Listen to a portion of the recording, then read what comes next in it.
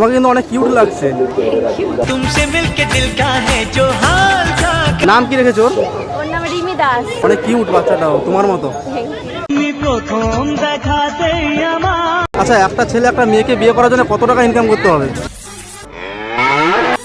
Welcome to হলদিয়া ক্ষুদিরাম মেলা। তোমরা কোথা থেকে আসা হয়েছে তোমাদের? মঞ্জুশ্রী। হ্যাঁ। কতবার আসা হয়েছে? দুবার। মেলাটা এসে কেমন লাগছে তোমাদের? একটা ছেলে একটা মেয়েকে বিয়ে করার জন্য কত টাকা ইনকাম করতে হবে? দুধ না খেলে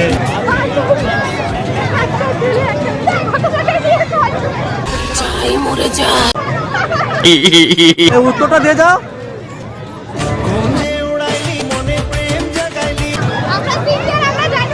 আমি সিঙ্গেল। গাইস, আমি এখন আছি সেই হলদিয়া ক্ষুদিরাম মেলার গেটের সামনে। দেখতে পাচ্ছ গেটটা, আমার পেছনেই গেট, হলদিয়া ক্ষুদিরাম মেলার গেট। বৌদি, এখানে এসে কেমন লাগছে আপনাদের? আচ্ছা, এই মেলাটার নাম কি? ক্ষুদিরাম মেলা। ফার্স্ট বার আসা হয়েছে? না, এটা অনেকবার এসেছি। কতদিন হবে মেলাটা? মেলাটা হয়েছে এটা 17 ডিসেম্বর। আচ্ছা, একটু হাই করে দাও তোমরা।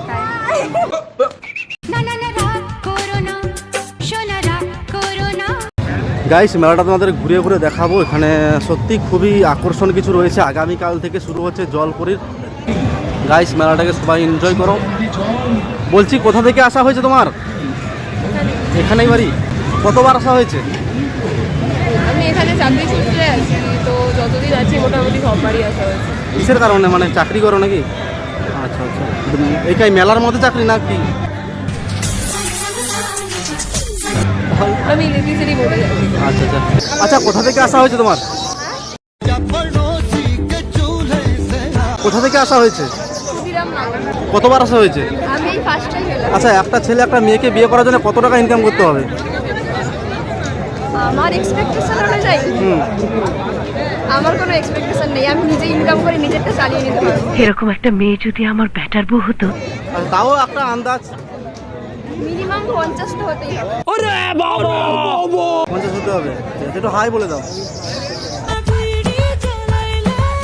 দেখতে পাচ্ছ কানায় কানায় মানুষের ভিড় আনাগোন হচ্ছে। যত সন্ধ্যা হচ্ছে মানুষের ভিড়। বৌদি, কোথা থেকে আসা হয়েছে তোমাদের? কোথা থেকে আসা হয়েছে? আমরা আবার যে এই হলদিয়া মঞ্জুশ্রী থেকে। কতবার আসা হয়েছে এখানে? এই প্রথম আসলাম। এখানেই বাড়ি তোমাদের? না, আমাদের বাড়ি মেদিনীপুর। তোমাকে কিন্তু অনেক কিউট লাগছে। একা একা এসেছো?